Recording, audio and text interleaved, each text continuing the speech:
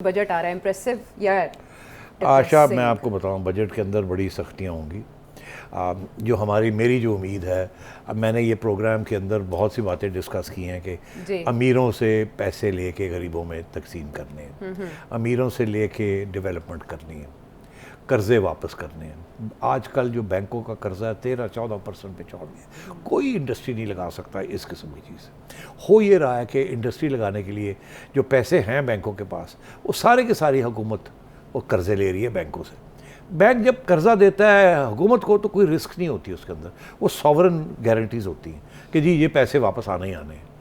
अगर मैं जाके कर्जा लेने जाऊं तो पहले तो मुझे वो कहते हैं जी ये दे ये दे ये दे, ये प्रॉपर्टी दे ये दे दे, हम बड़ी रिस्क है आपकी, फिर ऊपर से इतना बड़ा इंटरेस्ट रेट चार्ज करते हैं।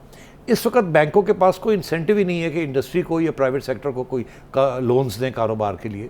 क्यों? सारे का सारा पैसा गवर्नमेंट ले जा रही है। क्यों ले जा रही है?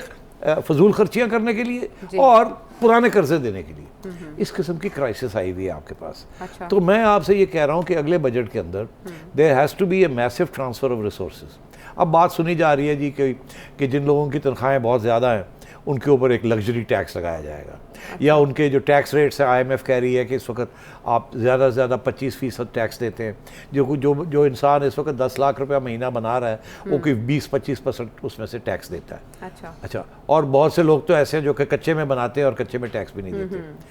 तो मैं काफ़ी अरसे से ये कह रहा हूँ कि 5,000 रुपये का नोट को ख़त्म करें, क्योंकि सारा कच्ची ट्रांजैक्शंस जो है वो 5,000 नोट के साथ होती हैं जी। क्योंकि अदरवाइज़ अगर 500 रुपये के नोट में हो तो बोरियां भरनी पड़ जाती हैं। तो वो बोरियां वो 5,000, तो वो अभी तक कोई प्लान नहीं है कि 5,000 रुपये का नोट ख़त्म किया जाए।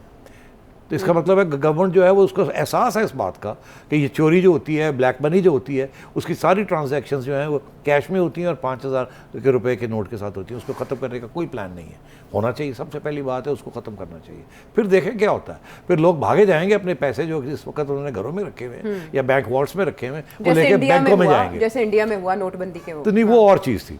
तो ये जो है ये वो तो उन्होंने कहा जी रातों रात कर दिया ना, यहाँ तो इनको टाइम देना चाहिए ना, 3 महीने दे के। तो मैं बेसिकली कह रहा हूँ बहुत से रास्ते हैं। वेल्थ टैक्स लग सकता है जी। ये लग्जरी टैक्सेस लग सकते हैं। टैक्स रेट IMF कह रहा है कि 25 से 30-35% करें। आपको पता है अमेरिका में और UK में कितने हाई टैक्स रेट्स हैं? कम से कम टैक्स रेट्स 20-25% है, ज़्यादा से ज़्यादा 50%। स्कैंडिनेवियन कंट्रीज में 50%।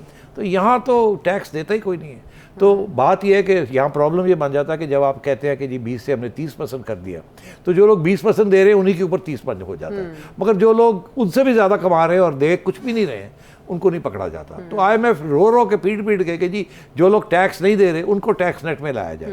हमारा टैक्स टू GDP रेशियो जो है दुनिया में कम से कम तरीन मुल्कों में है, 10-11% है, और हालांकि होना चाहिए 20% के करीब। फिर जाके ये बात मसले हल होते हैं। ठीक है। तो अब देखना ये है कि ये किस तरीके के साथ आगे जो इकदाम आ रहे हैं बजट के अंदर।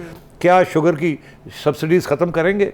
क्या जो रिबेट्स मिल रही हैं लोगों को, इतना एक्सचेंज रेट के बावजूद उनके हक में जा रहा है, एक्सपोर्ट इंडस्ट्री के हक में उनको अभी भी रिबेट्स मिल रही हैं, क्या ये ख़त्म होंगी? क्या लोग अपने पाँव पे खड़े होने का इनको सिखाया जाएगा कैसे खड़े होते हैं? तो ये बहुत सी ऐसी चीज़ें हैं।